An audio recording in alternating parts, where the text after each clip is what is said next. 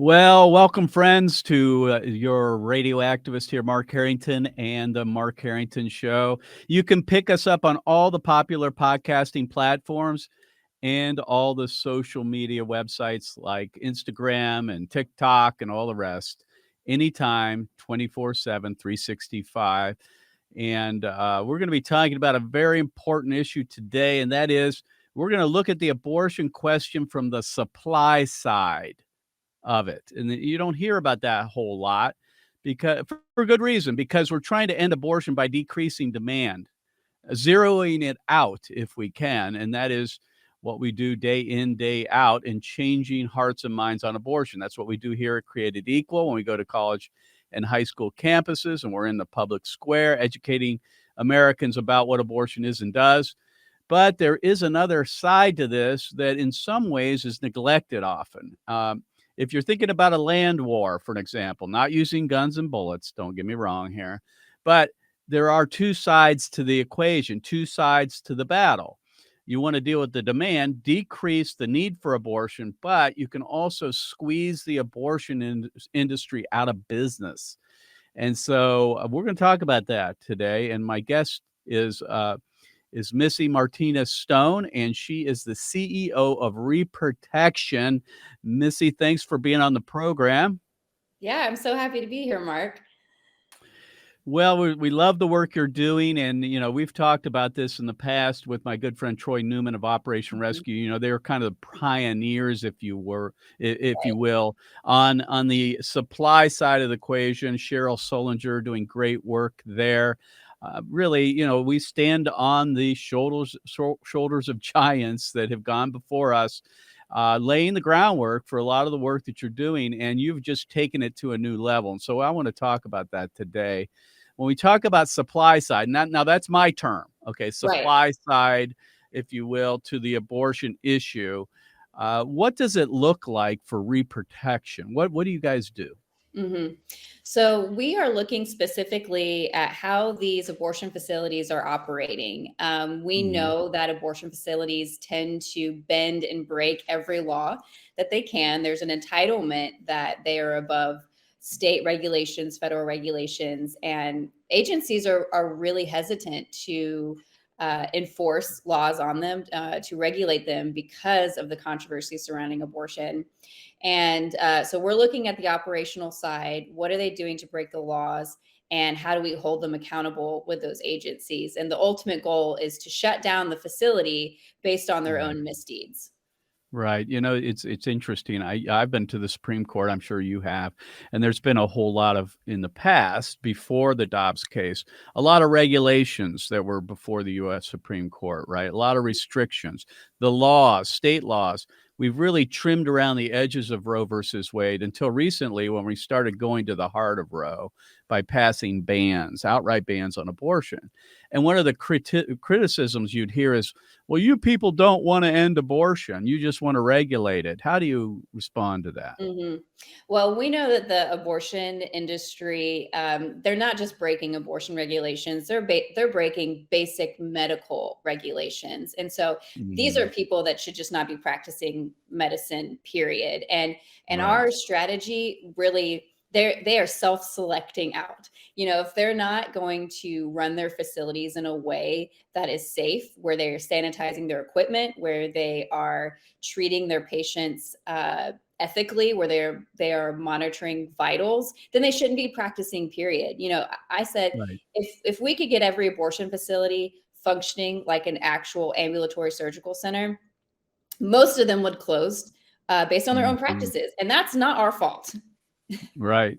Exactly. I mean, we've passed a lot of laws regulating abortion clinics here in Ohio, and it follows that if you're going to kill babies, right? If you're going to kill babies, which is against the moral law of God and should be against the law as far as the civil government, you're probably not going to be following the other rules and regulations and laws in a state like Ohio or any Right. other. So these are people that are lawbreakers, and it makes sense that they would break the law, and we should do what we can to enforce those. So let's talk about that. how do you get, say, a state like Ohio, which, is more or less a red state, kind of a purple state more. Mhm. How do you get states like Ohio, the government that is, to actually enforce these laws? We've had a whole lot of problem with that, and I'm sure that's a problem around the country. What do you Yeah. guys do to get them to actually enforce it? Yeah. So we start with getting really clear evidence from firsthand encounters. So we're talking to the women themselves, or the pregnancy centers, or the sidewalk advocates Mhm. that experienced these violations firsthand. And we document it in a way that it leaves no questions. I know sometimes in the past, pro-lifers have in good with good intention filed complaints, but they didn't have standing. It's a Right. really big issue, is making sure we're getting information that would hold up under scrutiny, and that these agencies can't ignore. And so we start with getting really good documentation, and then it's And you get really. those from whom? Who provides you that information? So we have an official partnership with Sidewalk Advocates for Life, the national group. Okay. So any of the sidewalk advocates that are out in front of the abortion facilities that are serving the abortion-minded patients and their families, if they see something, they're told to call us. And so we're getting really good information from those contacts, as well as pregnancy centers. We partner with Heartbeat International as well. Again, Mhm. we're the reporting organization for all of their affiliates as well. And we train them on how to collect information in a way that doesn't put the client in any kind of situation where she feels pressured, or, we're not publicizing it. But we've created a safe place for them to bring that information. So you have sidewalk advocates all across the country who are Mhm. out in front of these abortion facilities. They are your best, eyes and ears on the ground. And it's that old saying, see something, say something, right? It's just Absolutely. basically like the Absolutely. government, and Yeah. just report to you, and Hmm. then you take it from there. I Yeah. imagine you're getting all kinds of reports from all around the country. How So do many. you, and I don't want to get into the weeds here, but Yeah. how do you determine which one of these to follow up on, and which ones you can actually use to shut down an abortion center? Right. So we take each violation kind of through a process of screening. So we have to determine first, did a violation even occur? So we go to the Mhm. state code, and sometimes, unfortunately, the way these laws are passed, these abortion facilities are exploiting loopholes. They'll Mhm. get off on the smallest technicality. And so we have to go to the rules and determine, did a violation actually occur?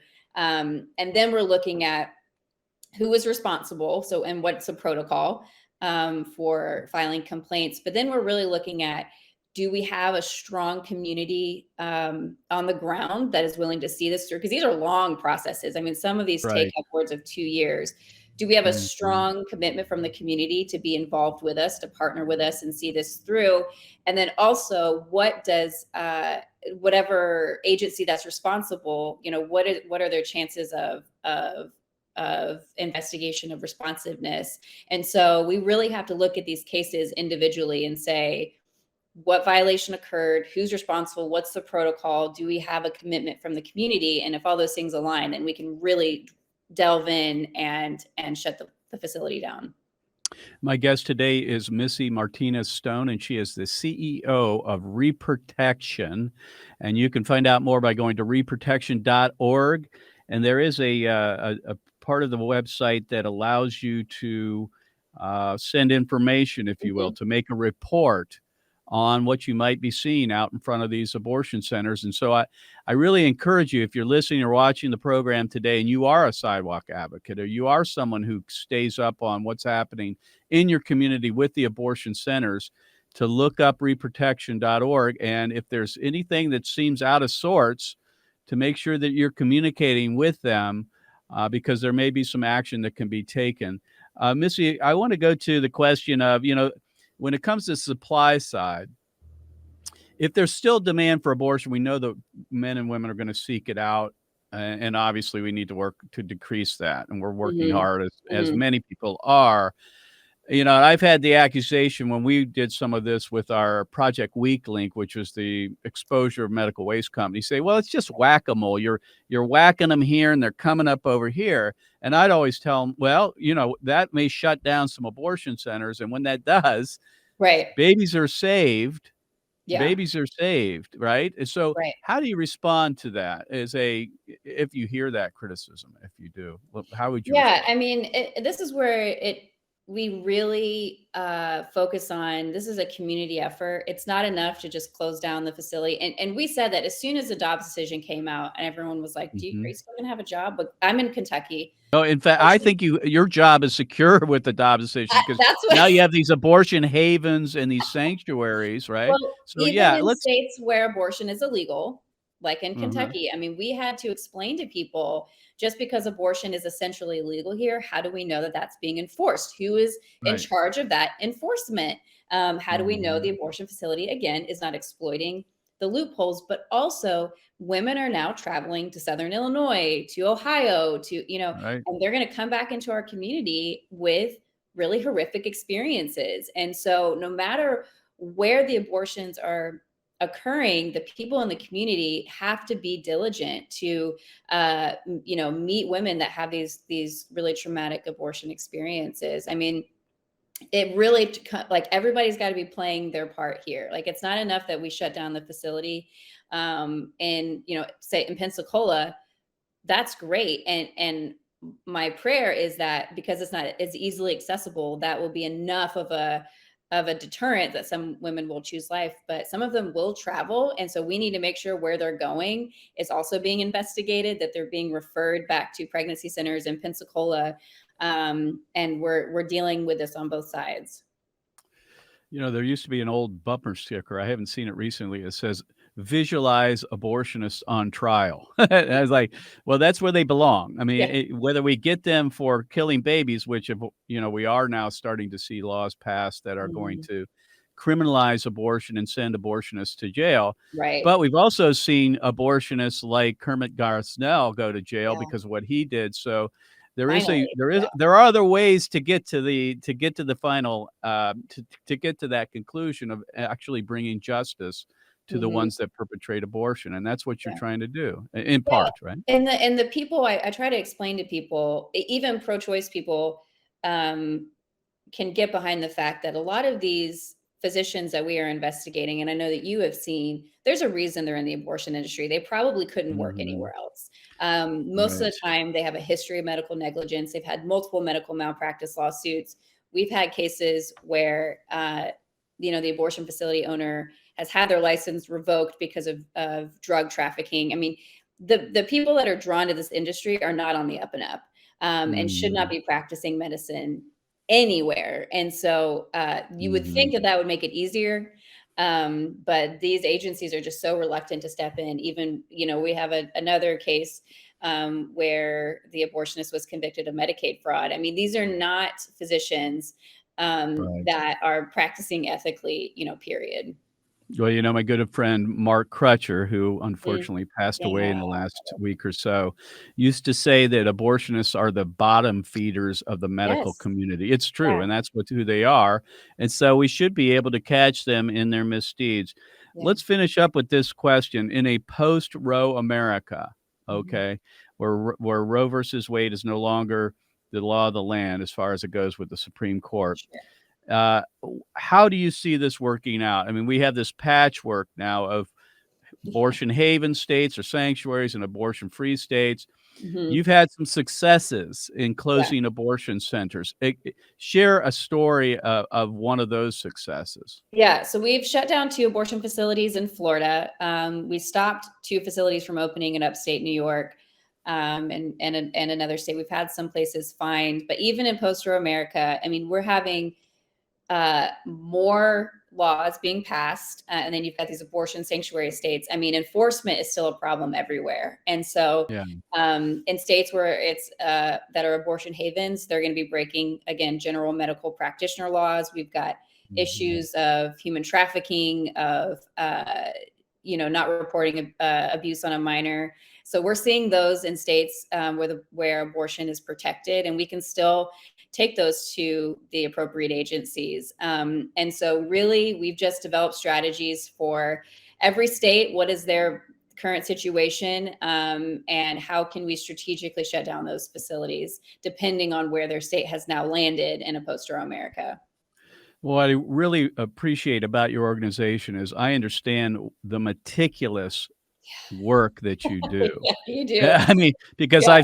I've seen it done with others in the past, and I just can't imagine the amount of detail and patience it Yes. takes to prosecute. I say prosecute, meaning to see through the process of actually bringing these laws to be enforced and bringing Yes. these people to justice. So, Unless it's you've not. done it, you truly don't understand how much time this takes, and which is why we try to explain to people it's so crucial that there's an organization like Reprotection that is solely dedicated to doing this. It takes full-time people to go through each violation, figure out what the, violation was, who's responsible, and then follow up. I mean, this is a full-time job.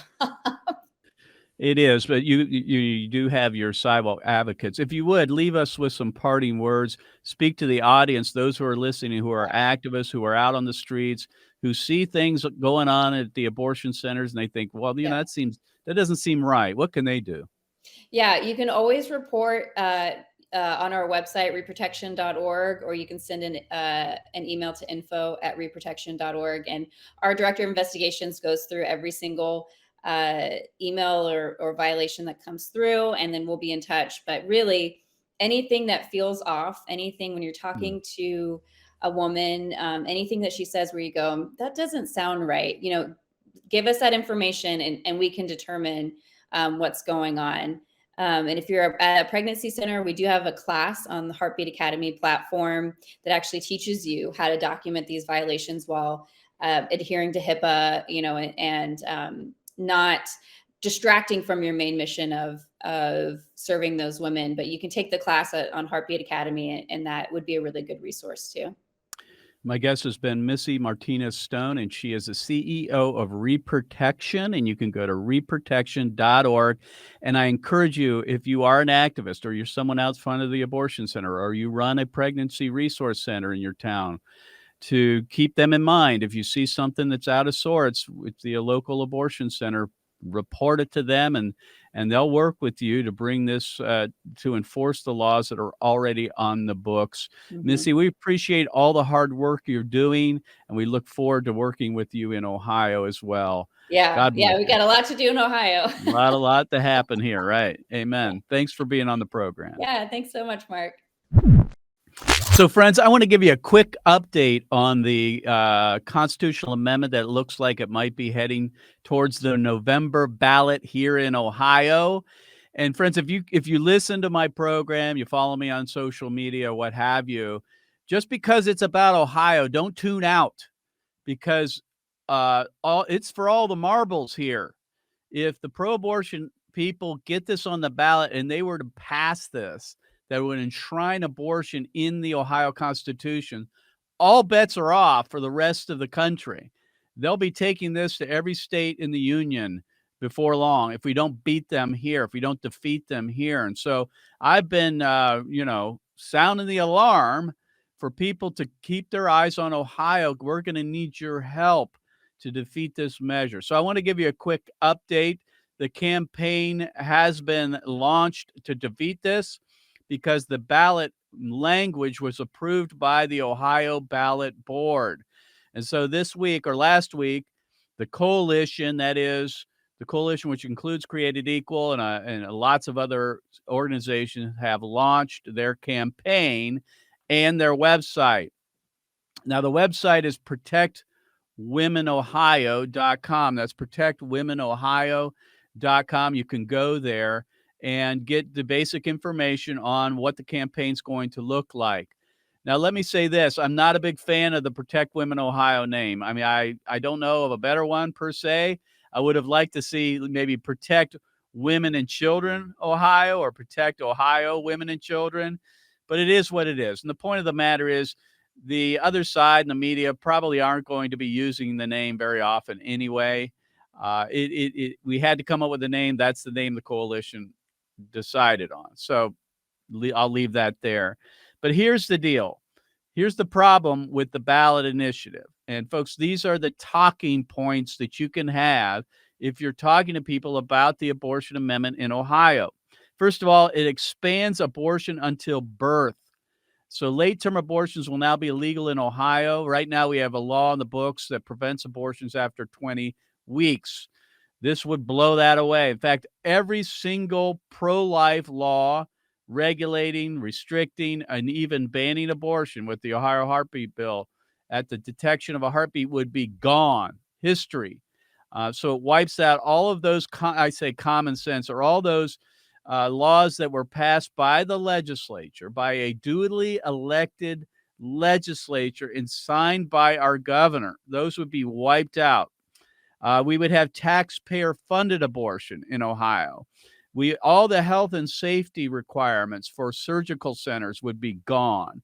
And then parental rights would be usurped. In other words, there would be no limitations on underage children, women, girls, to get abortions. They can do that without the consent of their parent. So here's the bottom line on this entire thing. And that is, if the abortion people get the needed signatures, which is a little over 400,000 valid signatures by July 1st, this will go on the November ballot. So it's game on in Ohio, friends. We need your support now. We don't have the time, and this is hard for me to say because I'm an activist. I want to change hearts and minds on abortion. But we do not have enough time, that is 6 months, to move the needle on the abortion issue alone. Now, we're going to move that needle. I mean, Created Equal is committed to debating and winning the debate on abortion using the assets, the resources, the projects, our money, our talent, everything to change the debate on abortion, to win that debate in the public square.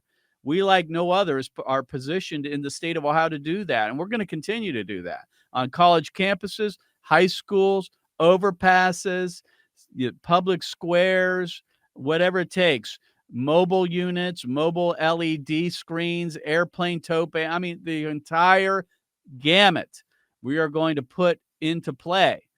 But we don't have enough time to move the needle enough on abortion, in my opinion, to win. So we've got to deal with some of these other issues: parental notice, late-term abortion, health and safety regulations, in order to find those, because some people will vote against us. Many will, based on those issues. And we've got to be able to reach those individual demographics as well. So outside sources, outside entities are going to be funneling millions of dollars into Ohio to push this across the finish line, to get the signatures by July 5th. And here's our action plan. All right. So write this down. Number one, we are launching a decline to sign campaign.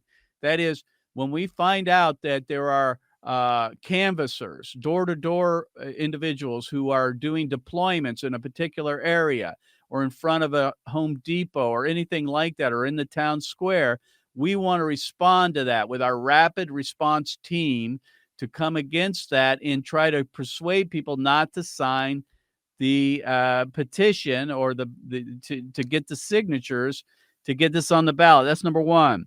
This summer, we're going to be hiring canvassers and those to be directly involved in the campaign. And so we at Created Equal are looking for young people primarily to come to Ohio, and for an hourly wage, we will pay you. We'll also help you with your housing and other resources that you will need to make it happen. We'll be involved in voter education, and that starts out with registering people to vote, registering Republicans, pro-life Christians, and others who are against this constitutional amendment to vote in November. And then finally, I'm involved in going around the state of Ohio and conducting town halls that include the discussion over the constitutional amendment. My piece is going to be about exposing abortion, the reality of abortion. That's my piece in these town halls. But we are available to go anywhere in the state. That is I and the others here at Created Equal to bring this information to your church, to your civic group, to your community group, anywhere you want us to go. We'll come and brief you on the details of this constitutional amendment. Friends, this is the biggest threat that we have seen on the abortion front since Roe versus Wade. I'm not underestimating that, and I'm not overstating the threat that we face, friends. So we need you to help us out, and you can come to Ohio. Just let us know, or if you're in Ohio, just let us know. You can go to the campaign website at protectwomenohio.com, or if you want to get directly involved with Created Equal and the exposing of abortion, the reality of abortion, you can go to createdequal.org. So you've been listening to your radio activist here on the Mark Harrington Show, and we'll see you next time. God bless you. God bless America. And remember, America, to bless God. You've been listening to Mark Harrington, your radio activist. For more information on how to make a difference for the cause of life, liberty, and justice, go to createdequal.org. To follow Mark, go to markharringtonshow.com. Be sure to tune in next time for your marching orders in the culture war.